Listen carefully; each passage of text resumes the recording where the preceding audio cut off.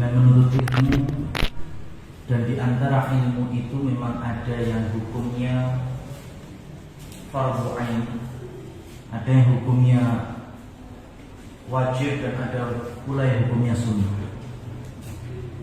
Tetapi di antara para ulama mendefinisikan kapan ilmu itu disebut fardhu ain, ketika kita menghasilkan harta dari perkara tersebut, maka ilmu yang meliputi bagaimana kita mencari harta menjadi fardhu ain. Seperti halnya sebagaimana tema yang dibawakan oleh panitia diamanahkan kepada kami, yaitu perkara jual beli. Maka siapa saja yang mendapatkan harta dari jual beli atau perdagangan, maka hukum jual beli halal haram menyertai lingkungan tersebut, maka segala ketetapan dan ketentuan syariat menjadi fardhu ain bagi siapa? Para pedagang. Mungkin ada profesi yang lain, mungkin profesi medis, mungkin profesi tukang, mungkin profesi jasa, dan lain seterusnya. Maka ketetapan-ketetapan syariat yang mengatur urusan jasa, urusan teknisi, dan lain seterusnya menjadi fardhu ain, harus difahami. Di luar dari perkara-perkara ibadah harian kita, ini juga ilmu fardhu ain, bagaimana tata cara wudu, sholat, dan lain seterusnya. Nah, kaum muslimin muslimat yang dirahmati Allah Subhanahu wa taala, kalau kita memetik potongan firman Allah di dalam surat Al-Muzammil ayat yang terakhir, ayat yang cukup panjang, di sana disebutkan Allah berfirman, alima an sayakunu minkum mardha wa akharuna yadribuna fil ardi yabtaghuna min fadlillah wa akharuna yuqatiluna fi sabilillah.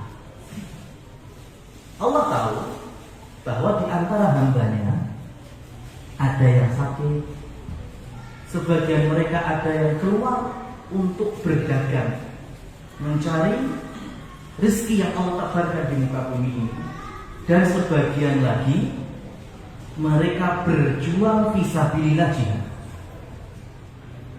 Imam Qurtubi di dalam tafsirnya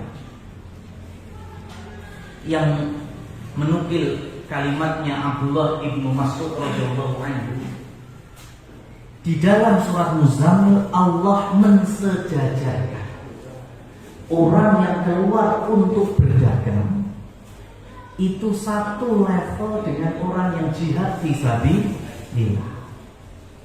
Dengan kesamaan apa? Dia mencari ridha Allah, mencari rahmat Allah. Orang jihad mencari apa? Mencari ridha Allah. Orang berdagang kalau niatnya sama-sama mencari ridha Allah, rahmat Allah, barokah, maka kata Imam Qurtubi sama levelnya dengan mujahid. Dan Nabi Muhammad SAW juga bersabda, talabul halali jihadun. Mencari sesuatu yang halal itu termasuk dari perkara jihad. Maka tidak ada di kamus kaum muslimin itu istilah laut garang sing haram gue angel digolek apa meneh sing halal. Tidak ada. Tetap yang halal itu lebih banyak daripada yang haram. Cuma memang jarang sekali sebetulnya saya pribadi itu setuju kalau membawakan tema-tema jual beli, kemudian tema-tema entrepreneur Islam gitu. Produk pekewo apa? Saya takutnya itu di depan kami ini adalah orang-orang yang mindsetnya belum seperti halnya yang dimaksudkan oleh syariat. Ya, karena kami jelaskan mesti bakal gaduh. Sekarang gini aja. Umpama ini ditebar angket. Jenengan tinggal jawab A atau B. Untuk apa Anda melakukan sholat duha? 1, mencari ridho Allah. 2, biar dilapangkan rezeki. Yang mana? Jawab. Yang mana? Yang 1 sama 2? Yang 1, ya, yang 1 Masya Allah. Tapi kebanyakan yang mana? 2. Jadi semua ibadah itu pasti ujung-ujungnya dunia. Saya mau silaturahmi. Lah apa dengarin silaturahmi? Silaturahmi ini memperpanjang umur juga memperbanyak rezeki. Nah, itu yang gue itu. Ya. Jadi lingkupnya gitu, dunia terus. Betul. Kita jualan, dagang, pengen cari untuk iya itu jelas. Waras, orang jualan nggak mau untung. Tapi apakah kita berhenti di sana? Ya, apakah kita hanya berhenti di sana? Oleh karena itu, Rasulullah Shallallahu Alaihi Wasallam mengajarkan kepada umatnya itu terkait dari segala aspek kehidupan kita yang tidak kalah pentingnya adab akhlak. Adab dan akhlak. Sampai dalam kasus perang ada akhlaknya. Jihad itu kan paten-patenan. Ya, kaum muslimin melawan musuhnya harus bunuh-bunuhan. Emang ada perang? Ya kan? Wes, santai-santai mas. Ya kan? Kan nggak ada. Waktunya bunuh ya bunuh. Tapi ada akhlaknya, ada adabnya Rasul aja. Apalagi masalah perdagangan jual beli. Karena Rasulullah Shallallahu Alaihi Wasallam sering sekali di pasar beliau mengatakan ayyuhat tujar, wahai segenap para pedagang, istami'u, dengarkan dengan baik-baik. Innal bai'a yahduruhul lahwa wal halaf. Sesungguhnya di dalam jual beli itu hadir di sana setannya, iblisnya, yaitu sumpah serapah dan juga ucapan-ucapan yang tidak ada gunanya. Sumpah palsu ada. Ya, timbangannya dikurangi banyak. Kemudian cacat yang tidak disebutkan ada. Maka Islam membawakan akhlak dan sebelum itu semuanya Rasul sampai mengajarkan adab doa masuk pasar. Ayo, siapa yang dapat masuk pasar? Ayo, angkat tangan. Belum jual beli mas, ini lagi melebu toko ya. Ya, itu sampai ada. Rasulullah ajarkan, bahkan beliau sampai memberikan ganjaran itu Allah akan meninggikan derajatnya 1000 kali lipat. Kebaikannya dilipat gandakan ewon-ewon, keburukannya dihapus ewon-ewon. Allah bangunkan istana di surga. Ketika orang itu masuk pasar mengucapkan la ilaha illallah wahdahu la syarika lahul mulku wa lahul hamdu yuhyi wa yumiit wa huwa hayyun la yamut biyadihil khair wa huwa ala kulli syai'in qadir. Ini doa masuk pasar. Doa Pak. Ini diamalkan. Masalahnya sekarang, wah, saya harus jalan ke pasar. Ya, yang ke pasar anak, yang ke pasar mungkin istri, yang ke pasar siapa? Yang dikongkon. Masalahnya, Pak, di sini ada pasar, ada Tokopedia, ada Lazada, ada Shopee. Ngacung sekarang. Yang buka Lazada, tek, la ilaha illallah wahdahu la syarikalah lahul mulk. Ayo jawab. Ya kan? Kasih hadiah. Enggak ada kan masalahnya? Ini baru akhlak pertama. Ini baru akhlak pertama. Kita pasar itu bisa offline, bisa. Zaman sekarang ada pasar online, ya. Also pasar online. Dan tetap ada adabnya. Dengan doa tadi la ilaha illallah wahdahu la syarika lahul mulku wa lahul hamdu yuhyi wa yumiit wa huwa hayyun la yamut biyadil khair wa huwa ala kulli syai'in qadir. Bayangkan ya, ini yang Rasul ajarkan kepada para sahabat sebagai tuntunan kita sekalian. Sehingga kalau di era sahabat nantinya mereka menjadi pedagang unggul, sukses, kaya raya, iman sudah mantep, enak, ya, enak jadi. Akidah dipegang, enak jadi. Maka belajar seperti halnya sekarang jual beli ini, jangan dihilangkan tauhidnya. Doa masuk pasar aja tauhid. La ilaha illallah. Tidak ada sesembahan yang berhak disembah melainkan Allah. Wahdahu la syarika, satu-satunya, tidak ada sekutu baginya. Ya. Yuhyi wa yumiit, yang menghidupkan, yang mematikan. Wa huwa hayyun la yumiit, maha hidup, enggak pernah mati. Wa huwa ala kulli syai'in qadir, dan di tangannya, tangan Allah Subhanahu wa taala, segala kekuatan, segala upaya, Allah yang maha kuasa. Allah yang maha menentukan. Oleh karena itu, kaidah ini jangan sampai dihilangkan.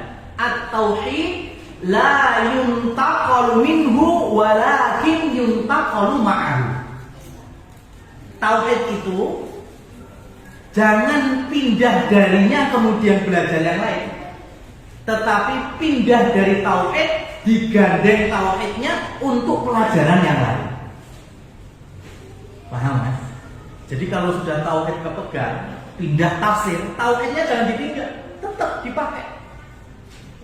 Ya. Belajar fikih jual beli bukan pelajaran tauhid, tapi jangan sampai tauhidnya ditinggal, harus dibawa dipegang. Karena dalam jual beli ada orang yang pengen laris, akhirnya gantungin raja, jimat.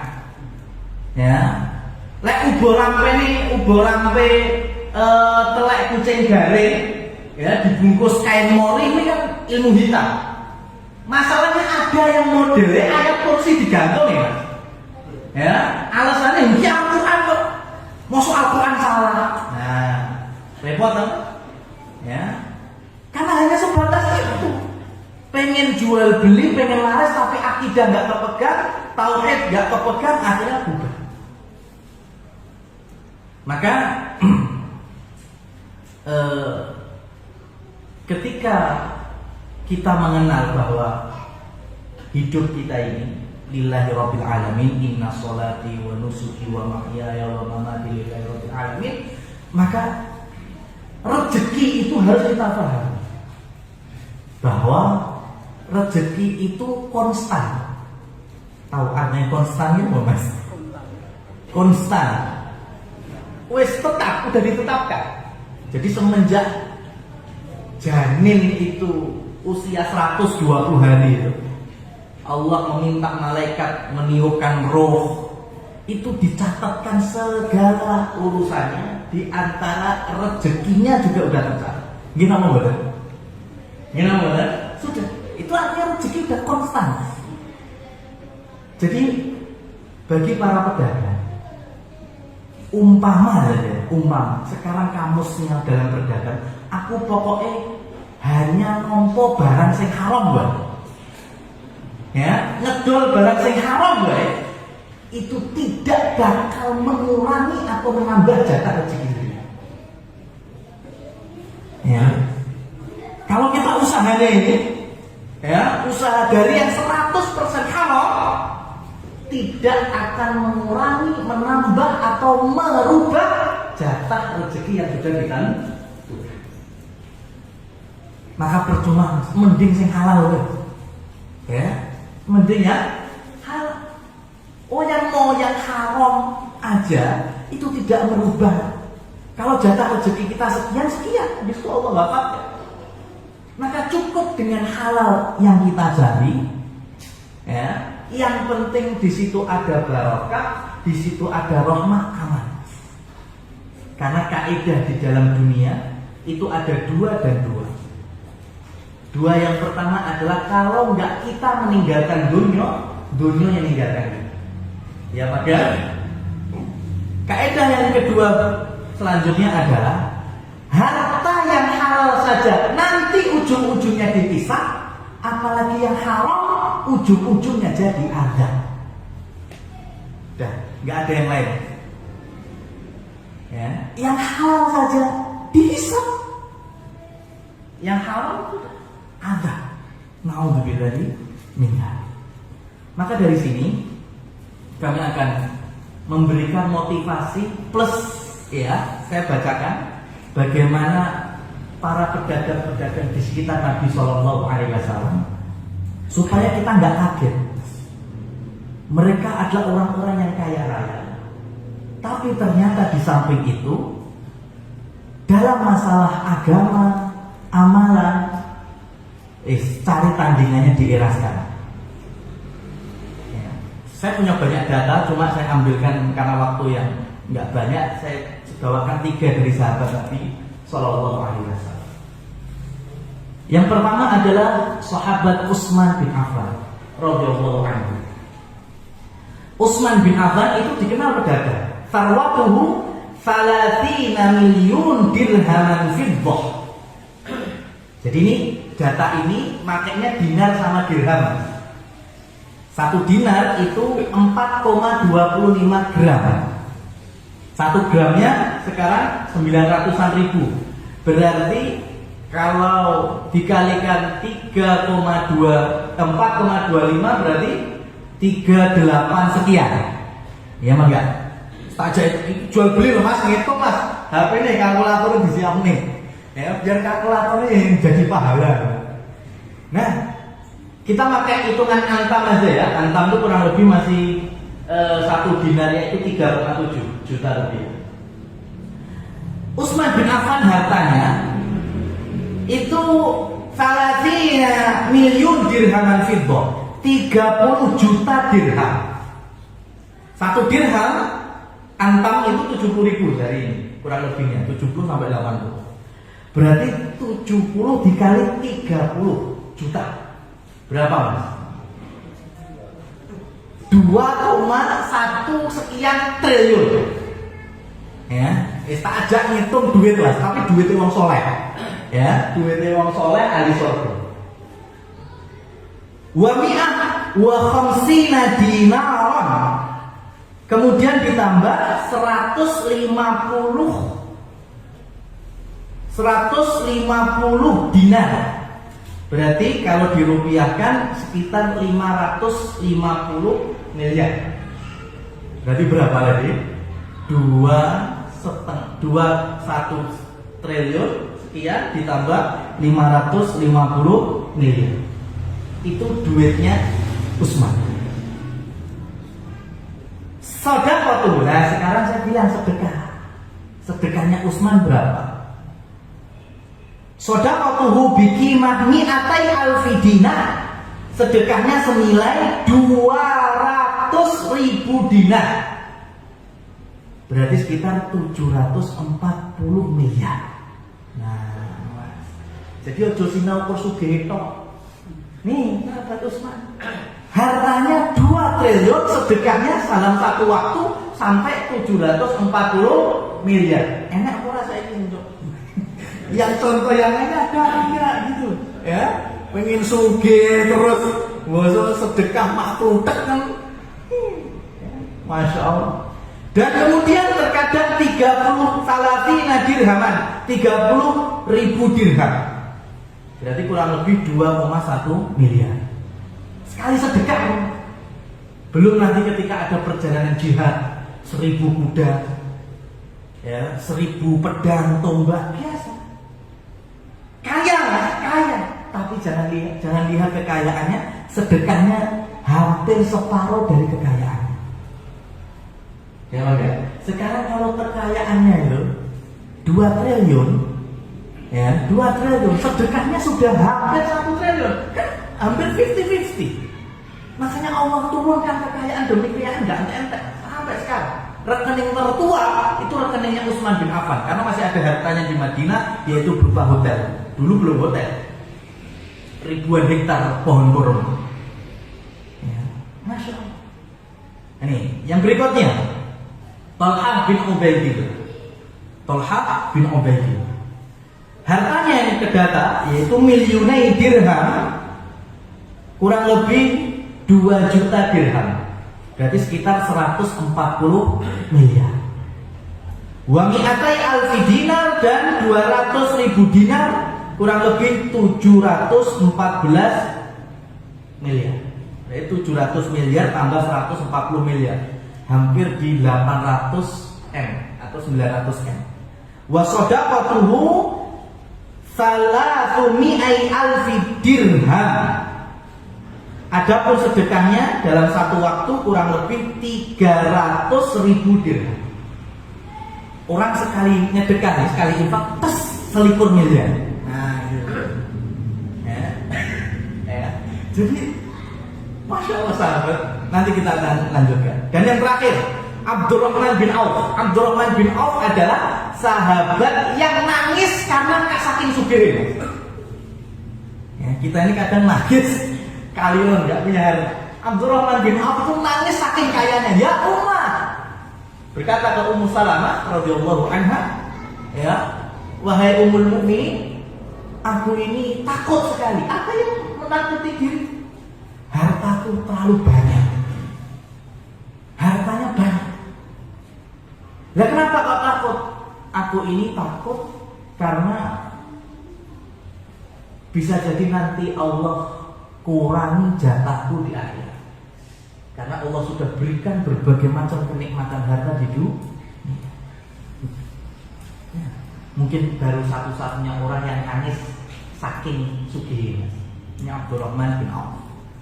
Ini nggak ada data kekayaannya, yang ada harta sepeninggalnya, atau istilahnya apa? Warisan. Warisannya saja kan. Tarikatu warisannya salatu malayi wa mi'atai alfi dinar. Warisannya Abdurrahman bin Auf, ini hari baru peninggalan, harta peninggalan, duit aslinya itu 3.200.000 dinar.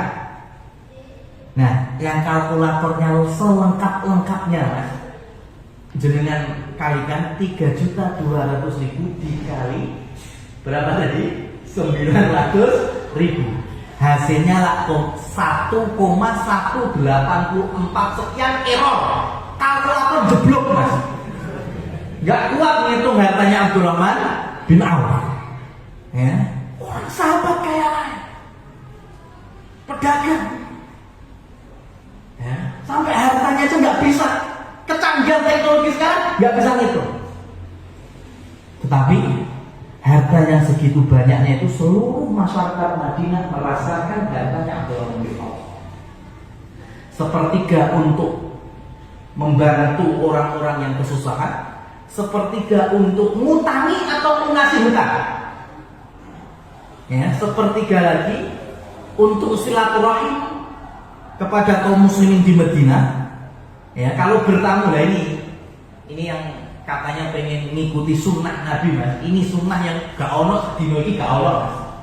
Ya, jadi sahabat dulu itu kalau saling bertamu, ya, saling bertamu itu terkadang mereka tanya kepada saudaranya, kamu ada kebutuhan apa yang belum tercukupi? Oh, aku anak-anak bayar sekolah ini. Oh ya, tenang, tak cukupannya. Aku bertamu untuk itu. No, gitu. Habis itu tinggal. Wassalamualaikum. Biasa di kalangan sahabat seperti itu. Abdurrahman bin Auf biasa masuk rumah, ya, basa-basi, gimana kabarmu, keluargamu, kemudian meletakkan kepingan dinar dan dirham di rumah saudaranya. Selesai, habis itu panik. Ya, ini. Sekarang kan kita ada teko undangan panganan loh. Ya itu aja. Ini makanya bicara tema kita yang Masya Allah jual beli display Nabi. Masya Allah berat itu karena apa yang Rasul Shallallahu Alaihi Wasallam contohkan itu harus kita terapkan sedikit demi sedikit. Ya, sedikit demi sedikit. Karena nggak bakal masuk. Nggak bakal masuk logika para pedagang apa yang menjadi kaidah Rasulullah dengan yang ada di sekarang. Sebagaimana dalam riwayat Bukhari dan Muslim, Rasulullah Shallallahu Alaihi Wasallam bersabda, al-bai'an bil khiyari ma lam yatafarraqa. Jual beli itu ada khiyar yang pada pertemuan yang lalu sempat saya singgung, tidak kami teruskan di sini. Hadisnya selanjutnya adalah wa in shadaqa wa bayyana burika lahuma fi bai'ihima. Jika antara pedagang itu mereka melakukan dua hal ini. Nih, kalau perdagangan ingin barokah, ingin mendapatkan rahmat Allah, ada dua ini. Apa itu? Idza shadaqa wa bayyana. Jika shadaqa jujur dan menjelaskan. Maksudnya menjelaskan apa? Menjelaskan apa perlu contohnya, Mas. Rasul nggak maksudnya bukan itu. Yang disebut shadaqa wa bayyana yaitu jujur dan menjelaskan. Menjelaskan apa? Aibnya barang. Ayo, masuk nggak logika pedagang sekarang? Loh, nggak mau main banget, Mas. Ya, jangan dikomplain. Hadis Nabi jangan dikomplain. Coba praktekkan aja. Ya, kita diminta ikut aja ya. Kita diminta ikut. Ya, maka kalau mamanya masih ada yang lo mosok koyo ngono mosok kono, nah berarti tauhid tadi belum genep, iman belum penuh. Ya, karena Rasulullah SAW berbicara demikian. Idza shadaqa wa bayyana, jika pedagang itu telah jujur dan menceritakan aib barang. Lek plus-plusnya juga usah dikandangnya, Mas, mesti pedagang fasih lagi. Tapi minusnya ya kan? Ya, minusnya. Maka kalau dua ini dipegang, Allah memberkahi perdagangan tersebut. Wa in kadzaba wa katama muhiqat bai'ihima. Muhiqat barakatu bai'ihima. Dan jika sebaliknya pedagang itu tidak jujur dan menyembunyikan aib barang, maka muhiqat, terhapus keberkahan pedagang. Ini bukan saya bilang, yang menyampaikan adalah Rasul Sallallahu Alaihi Wasallam. Dan itu dipraktekkan langsung. Jadi ketika dulu Rasulullah Sallallahu Alaihi Wasallam menyidak pasar, ya, ketika melihat ada pedagang, itu terkadang astana Nabi, tangan yang mulia Rasulullah Shallallahu Alaihi Wasallam itu masuk ke keranjang-keranjang jualan dagangan makanan biasa. Oh, ini ada gandum kering kok dicampur dengan yang basah. Pernah kejadian seperti itu. Loh, harusnya gandum yang kering ya kering, gandum yang basah ya basah. Jangan sampai dicampur. Bisa merubah kualitas, bisa merubah timbangan macam-macam. Maka Rasul tanya kepada pedagang tersebut, kenapa engkau campur? Kenapa yang basah nggak kamu taruh di depan? Supaya orang-orang melihat barangmu ada yang basah, nggak semuanya kering. Kata pedagang tersebut, asobat bersama ya Rasulullah. Semalam kena hujan. Ya. Jadi biar payu gabung guys sing garing. Apa kata Rasul? Man ghassana falaisa. Maka barang siapa yang berbuat curang bukan dari golonganku. Rasulullah Sallallahu Alaihi Wasallam. Ini aplikasi di lapangan. Apalagi kalau dari riwayat, ada di dalam riwayat Tirmidzi, Rasulullah Sallallahu Alaihi Wasallam bersabda, man aqala musliman aqalahu Allahu yaumal qiyamah. Barang siapa yang melakukan iqalah, ya, terhadap saudaranya yang muslim, maka Allah akan memberikan iqalah, yaitu pembebasan besok di hari akhir. Apa maksudnya iqalah? Jadi gini, Mas, umpamanya saya pedagang, ya, saya pedagang apa ya? Mungkin pedagang baju aja ya, pedagang sorban. salah satu dari jamaah menjadi konsumen. Tawar-tawaran harga, kemudian deal, sorban saya serahkan dengan harga tertentu, duit saya terima. Sudah selesai dari situ, pergilah pembeli tadi. Ternyata beberapa waktu kemudian balik lagi ke toko saya, kemudian bilang, mohon maaf, kok kayaknya sorbannya nggak jadi tertarik ya saya, nggak jadi minat. Ya, gimana kalau saya kembalikan? Nah, wis, jenengan selaku bakul pripun, Mas? Penak barang yang sudah dibeli tidak bisa dikembalikan lagi. Itu sekarang. Tapi ini hadis yang Rasul sampaikan, barang siapa yang membebaskan saudara muslimnya, ya, memberikan kemurahan, ya wis ra apa-apa lah. Ya, ora gelem entek mungkin kowe sok kapan minate, kene ra apa-apa, sing penting duitku balik. Ya, sorban itu balik, duitnya balik. Itulah yang disebut dengan iqal. Iqalah itu membebaskan membebaskan pembeli dari barang yang sudah dibeli. Ini nggak ada konsep selain orang beriman. Nggak ada, nggak mungkin. Ya, nggak mungkin ada. Ya, kecuali mbah-mbah neng pasar desa bakal brambang bawah malah saya gelem, Mas. Ya, coba mbah-mbah bakal brambang. Ya, dengan beli seperempat atau setengah. Ya, berarti tuku balik nambah, oh ya brambang neng omah saya enek, Mbak. Ya, wis lah. Wis ra apa-apa ini, ya kan? Sok-sok neng blonjo neng kene neng, itu mbah-mbah. Kita yang muda-muda enggak ada yang sama. Padahal ini dapat jaminan dari Rasulullah SAW. Sekali lagi, ini memang harus berangkat dari hati yang beriman. Di dalam riwayat yang lain, Rasulullah SAW bersabda, rahimallahu imra'an samhan idza ba'a wa samhan idza ishtara wa samhan idza qada. Allah akan merahmati. Wah, ini kalau sudah ada kata rahmat, sahabat itu mesti ngiter. Siapa yang dirahmati? Siapa yang dirahmati? Itu tipenya para sahabat. Rasulullah sampaikan bahwa Allah itu merahmati orang yang luas, atau bahasa kerennya toleran, bagi penjual, pembeli maupun orang yang bayar utang. Maksudnya siapa? Luas pembeli, luas penjual itu. Samhan idza ba'a, samhan idza ba'a, yaitu luas di dalam menjual. Ketika menjual barang, orang kalau menjual kan bisa ngerti rego modal, Mas. Saya jual sorban ini, modalnya ini umpamanya 15.000, saya jual 30.000, ya Bang ya? Ya. Kemudian ketika ada pembeli nawar, ya, saya mau beli sorbannya, tapi harganya jangan 30, saya tawar. Berapa? 25. Ya. Kemudian saking luasnya saya bilang, ya silakan.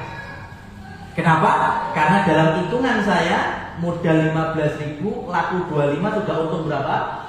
10. Atau mungkin ditawar 20.000. Ya silakan ambil. Karena dalam pikiran saya modal 15, laku 20, untung 5.000. Ini yang disebut samhan idza ba'a. Simpel, Mas, bagus kan? Yang penting sudah untung. Tanpa ada kebohongan. Ya, masalahnya kan banyak kebohongan. Saya tawar jangan 30. Berapa? 20.000. Ya, modalnya ulang entuk. Nah, itu Mas. Masalahnya di situ. Ya, gue masuk modalnya orang sumput. Ya, wis jelas 15. Ya, Bang ya. Itu berarti dia bohong di dalam jual. Enggak boleh. Ya, muhitat barakatuh. Dihapus keberkahan. Ini luasnya orang yang menjual. Sebaliknya luas bagi pembeli. Ya, luas bagi pembeli. Contohnya, saya mau beli barang. Mas, saya beli sembako beras ini. Berapa ini? Oh, sekilonya 14.000. Oh ya sudah, ini 15, nggak usah susu. Nah itu Pak, itu namanya luwes di dalam membeli. Ya, jadi orang tawar-tawaran jelimet sampai sengaja ditinggal beneto-eto diceluk nembek bakule, nggak pakai kayak gitu. Ya, itu namanya itu yang disebut sam'an idza syara. Ya, yaitu luwes di dalam membeli. Nah ini semuanya ada di dalam kamus kita, ya, di dalam syariat ini. Oleh karena itu, ketika di dalam fikih jual beli, sebelum Rasulullah SAW menerapkan berbagai macam hukum-hukum yang menyertai kaum muslimin di hadapan musuh-musuhnya, Rasul sampaikan ini di hadapan kaum muslimin baik muhajirin dan ansor terlebih dahulu. Sehingga ketika mereka sudah kuat ilmunya, nanti 2 tahun berikutnya berhadapan dengan pasar Yahudi, itu langsung menang. Ya, langsung menang. Rasulullah SAW itu punya pasar. Pasar masih ada di Medina, dikenal dengan pasar Manakho. Ya, pasar Manakho itu kalau dari Masjid Nabawi sebelah kiri, itu kalau jalan itu nanti ada gedung-gedung, ada berbagai mall. Kemudian enek wong bakul nganggo tendo, nganggo payung, itu pasar Nabi. Betul-betul masih ada sisi tradisionalnya. Kenapa? Karena Nabi telah berwasiat jangan bangun pasar. Ya, jangan bangun pasar. Maka sampai sekarang pasar Nabi itu real masih ada. Ya, jadi kelihatan jadi kalau pengen nyontoh itu, ya dari puzzle itu kita kita rangkai, kita cocokkan supaya nggak seperti di zaman sekarang. Alhamdulillah, tentunya dengan izin Allah dan rahmatnya sudah banyak kaum muslimin yang mulai mengenal halal haram, ya, mulai berusaha pengen jual beli yang syar'i mungkin. Ya, tapi masalahnya kita nggak punya wadah, nggak punya tempat. Rasulullah mewadahi dulu pasar, dan pasar Rasulullah, kenapa Rasul dilarang membangun di atasnya, dilarang yang sikut-sikutan, dilarang yang saling mencederai? Karena tanah yang didirikan pasar Nabi itu diambil dari tanah wakaf. Jadi Rasul beli, kemudian Rasul mewakafkannya. Sehingga kalau sudah wakaf, tidak ada yang berhak satupun merasa memilikinya. Jadi ketika Rasulullah SAW menyampaikan, "Hada sukukum, ini pasar kalian, silahkan berjual beli di sini." Ya, tapi ingat-ingat, harus tahu hukum halal haram. Rasul wafat digantikan Abu Bakar. Abu Bakar wafat digantikan Umar. Sampai Umar tegas sekali. Ya, terkadang berjalan ke pasar bawa pecut kecil atau tongkat kecil. Umar ini gak usah nganggo pecut. Wong wis wedi. Apa meneh nyekel pecut? Ya kan? Ya, Umar itu sudah gak usah pakai pecut aja, takut orang. Sungkan wibawanya, apalagi dibawa cambuk atau tongkat kecil. Dan beliau berkata, "La yabi fi suqina hada man lam faqih." Tidak boleh berjual beli di pasar ini, yaitu pasar Nabi, pasar kaum muslimin, kecuali sudah punya ilmu dalam hal jual beli. Wa illa akala riba sya'a am aba. Kalau enggak, dia pasti terkena riba, entah rela ataupun kepaksa. Bayangkan, ini zaman. Maka Umar terkadang ngasih tes para penjual. Dan itu terus sampai di zaman Imam Malik, zaman Abbasiyah. Ya, berapa waktu sekali nulis surat kepada gubernur, kepada para sultan. Waktunya saya ngetes para pedagang di pasar. Imam Malik yang ngidak pasar itu orang yang paling ahli ilmu saat itu. Sehingga ketika ditanya, Ya, pedagang A, pedagang B, pedagang C, ini gimana, boleh apa enggak? Ada ribanya apa enggak, halal atau haram. Ketika sukses semuanya menjawab benar, maka tetap berjual. Kalau ternyata enggak mudeng hukum halal haram, minggat dari pasar itu. Ya, sampai sinau sih. Ya, kemudian baru. Jadi enggak ada dalam kamus Islam itu dalam makna learning by doing, belajar sambil berlalu, enggak ono kan?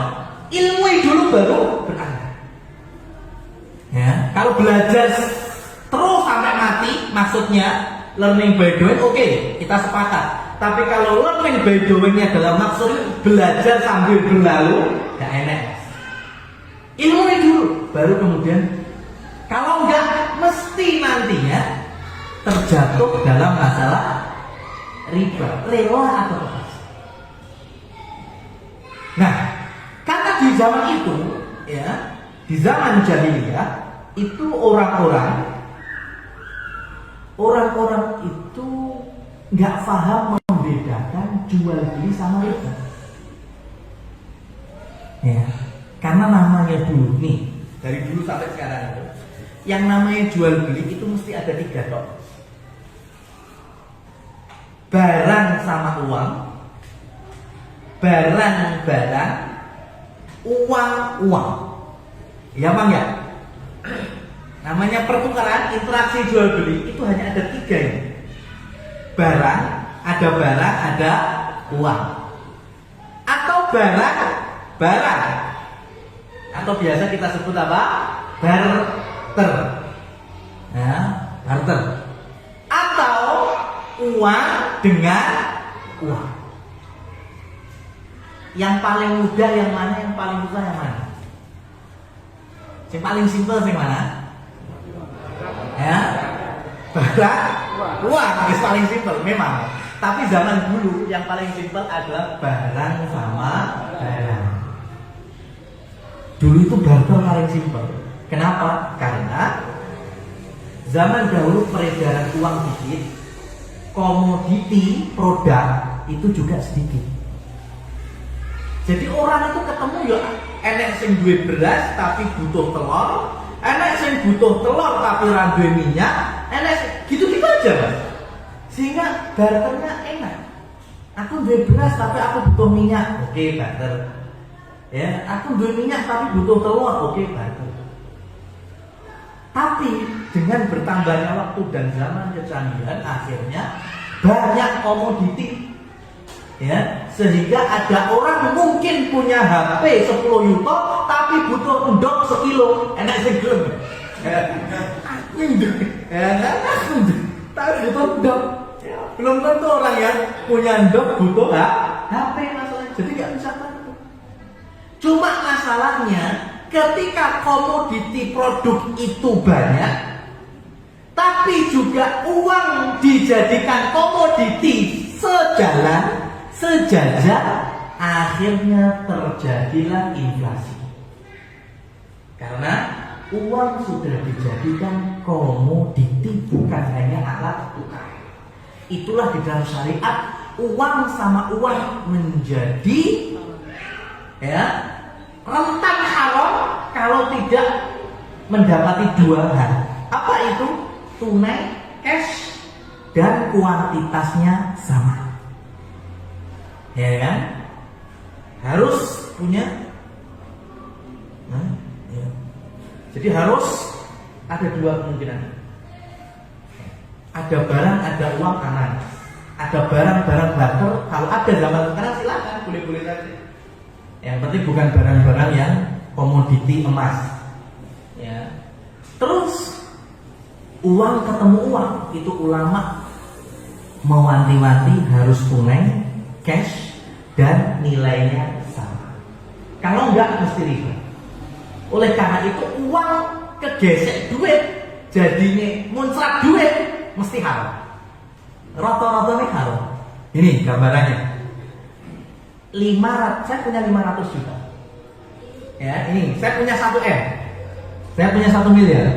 Saya pecah jadi 2. 500 juta, 500 juta.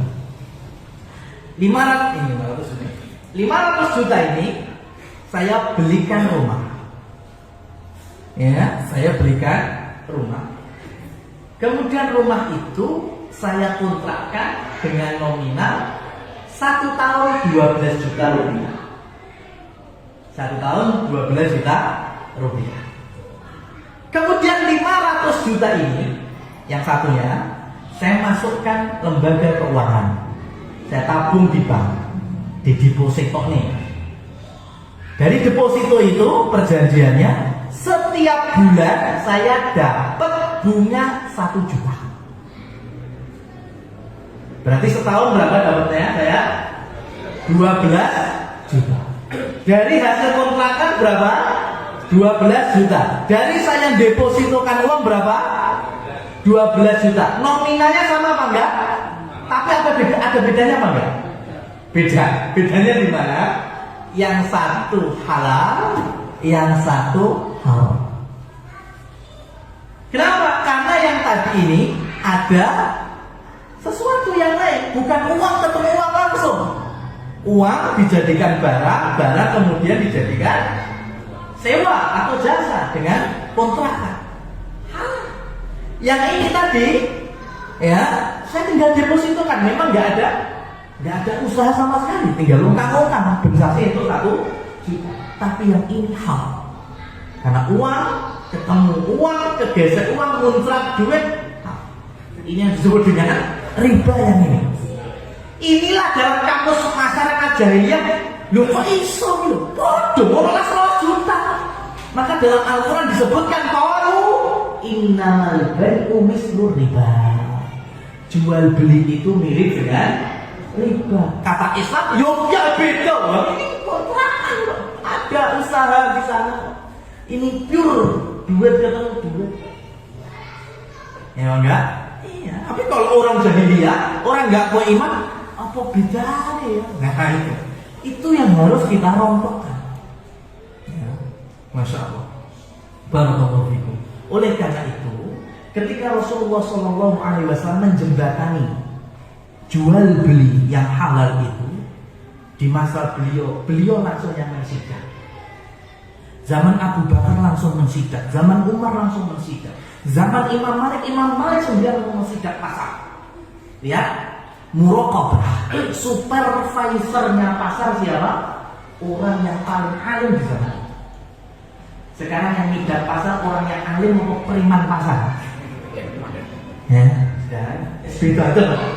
Dulu tuh orang yang paling alim di zamannya, orang yang paling berilmu di zamannya, sekarang periman.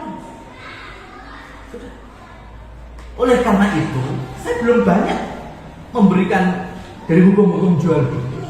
Kita butuh wadah, butuh orang yang mungkin mewakafkan tanahnya untuk dijadikan pasar kaum muslimin. Baru kemudian kita kumpulkan tadi ini puzzle-puzzlenya, kita jadikan peraturan sebagaimana syariat zaman Rasul Shallallahu Alaihi Wasallam. Jadi sekarang itu ibarat kita ini ahli dalam sepak bola. Antum striker unggul, antum back, masya Allah, pinter-pinter semuanya. Belakang kiper paling mantep. Ya, terus ini semua ini atlet unggulan semuanya. Ya, skillnya masya Allah di atas rata-rata semua. Masalahnya satu, orang beli lapangan. Itu ya.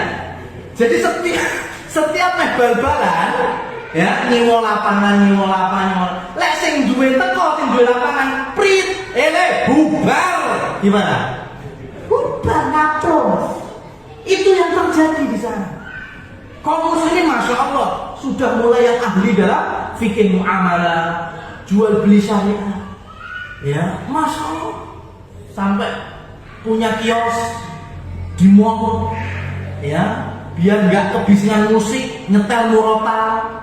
Ya kan? Masya Allah nyetel ngaji. Cuma masalah lek sing duwe mau teko, Mas, iki mallmu, rasa ngaji ning kene, bubar, pukul gimana, Mas? Bukan salahnya ini, bukan salahnya itu, karena memang kita belum peka terhadap itu. Ya, belum peka sehingga ketika kita pengen istilahnya madake, ya, menyamakan dengan apa yang datang di zaman Rasul itu masih kurang tepat. Ya karena itu panggonan gak ono. Ya, coba sekarang kalau kita Rasulullah itu setiap pagi kan berdoa, Allahumma barik li ummati fi bukurina. Ya Allah, rahmatilah umatku di waktu pagi-pagi buta. Kenapa? Karena berdagang biasanya pagi hari. Allah berkahi, semakin pagi datang ke pasar, habis subuh selesai berangkat ke pasar, semoga mendapatkan keberkahan. Kenapa? Karena orang yang datang pertama kali berhak menentukan di mana dia, apanya di mana. Ya, teko keri yang pojokan cedek tempat sampah, ya wis kuwi rezekimu dina iki. Ya, nek pengen berubah besok luwe gasik. Sehingga ada fasta bukul khairat. Sekarang kan ya, kaum muslimin bikin kios, banyak kios, akhirnya disewakan juga. Wis padha wae. Ya, maka terkadang ada kaum muslimin yang pengen bikin toko Islam. Ya, tapi ketika kita masuk, lah produknya model mbek sebelah ya. Ya. Di kayak produk Islam enggak ono, Mas. Ya, cuma label depannya aja pokok Islam. Akhirnya muncul ada sebagian kaum muslimin lebih kreatif lagi, bikin produk sendiri. Ya, produk Islam dijamin kehalalannya, masya Allah. Kita support ini. Cuma masalahnya karena masih kecil, ya, kemudian handmade dan banyak mengeluarkan tenaga, akhirnya harganya lebih mahal. Akhirnya konsumen tahu sendiri, wah, sing muslim kok regane luwih larang, sing iki luwih murah, akhirnya ke si. Tapi terkadang ada yang nggak enak yang kuping, Mas. Dari saudara kita yang jualan produk sendiri itu beralasan gini, wis payoni mbok aku ae. Jelas Islam, jelas halal. Hitung-hitung sedekah apa-apa. Hemat sampai ning dodolan kok sedekah. Lek pengen sedekah tutup bakuranmu tak sedekahi. Loh. Nah pengen bakuran sing bener. Karena ini contoh dari Abdurrahman bin Auf. Tadi harta kekayaan sudah kita hitung. Abdurrahman bin Auf itu 1 dirham dicari. Pas di pasar 1 dirham dicari. Ayo sapa ning wani, oh uteknya Abdurrahman bin Auf itu utek kafir. Siapa yang bilang? Ya, enggak ada yang berani ya. Abdurrahman bin Auf itu 1 dirham dicari. Emang enggak ada yang komplain? Ada. Sahabat yang lain juga ada yang komplain. Abdurrahman sampean gitu. Sugih kaya ngono 1 dirham digolek. Ya kan? Mbok yo disedekah ning apa? Dijawab langsung oleh Abdurrahman, urusan sedekah urusanku mbek Allah. Ya kan? Urusan jual beli urusanku mbek awakmu kene. Batiku ya batiku. Ya, tak dirham digolek. Tapi nanti ternyata sedekahnya langsung 700 miliar, itu urusan lain. Maka jangan digotak-gatok nih. Ya, sampai pengen amal, pengen dagang gitu loh. Ya, nggak ada namanya entrepreneur scholarship apa itu nggak ada. Ya kalau usaha, para sahabat nggak menggabungkannya. Mereka cari untung, dicari keuntungan. Tapi ketika sudah mendapatkan keuntungan, baru kemudian ketika mereka sedekah, infak, ya sudah seperti tadi kita sebutkan. Ya, bisa dipahami ya. Nah, akhir kata jamaah kaum muslimin, skill berdagang. Itulah kenapa nggak ada alasan yang namanya pedagang. Alasan terkuatnya pengen buka dagangan mandek karena nggak ada modal. Modal itu bisa dari mana aja. Abdurrahman bin Auf masuk pasar Yahudi. Hari pertama jualan nggak ada modal sama sekali. Kulaan cuma minta ini saya ambil, saya bayar nanti cicil secara kredit, kemudian diambil barang, dijualkan di pasar yang sama, tapi Abdurrahman bin Auf menjual barang itu dengan cash. Ya nggak boleh ada yang kredit. Akhirnya beliau dapat cash. Hari itu sebagian untuk bayar cicilan, sebagian lagi untuk makan. Untung sedikit, samin wakil. Hanya yang samin sama beberapa tepung keju. Artinya sembako saat itu. Hei, Utsman bin Affan juga demikian. Jadi sahabat itu rata-rata mereka mengawali dagang itu dengan keuntungan sedikit, bukan gagal. Nah ini juga harus kita luruskan. Karena terkadang kita ngelus-ngelus awak, ngelus-ngelus hati, jenenge dagang yo mesti enek rugine, enek gagale. Tapi gagale kakean Mas. Sahabat gak ada iso gagal itu. Tapi untung sedikit iya. Ya, untung sedikit iya. Tapi kalau gagal nggak Abdurrahman bin Auf sekali perdana berjualan langsung untung meskipun hanya dapat minyak sawit. Artinya makan hari itu selesai. Baru nanti hari berikutnya tambah banyak sampai tadi harganya nggak kehitung. Utsman bin Affan juga demikian. Jadi prinsip-prinsip yang kayaknya nggak apa-apa gagal dulu, ya namanya juga jualan, ya rugi dulu. Di kampus sahabat nggak ono langsung gini, ya. Tapi kalau untung sedikit, iya. Dan kita tahu bagaimana retail itu, apakah boleh untungan besar? Tidak. Bisnis retail, SPBU, apa per liter harus dapat langsung untung 1.000? Tidak. Pirang receh, pirang rupiah, cuma dikalikan. Konsumen yang per hari itu akhirnya mereka bisa sukses, ya, dan juga kaya secara harta dari keuntungan yang sedikit demi sedikit tersebut. Wallahu a'lam bishawab. Masih banyak sebetulnya yang menjadi pembahasan kita, tapi ala kulli hal karena keterbatasan waktu kita ada pesan sebelum azan dibuka pertanyaan. Ada yang tanya? Ada apa enggak? Enggak ada. Alhamdulillah kalau enggak ada, kita lanjutkan dengan azan Isya. Aku qouli hadza fa subhanakallahumma wa bihamdika asyhadu an la ilaha illa anta astaghfiruka wa atubu ilaik wa akhiru da'wana alhamdulillahi rabbil alamin. Wassalamualaikum warahmatullahi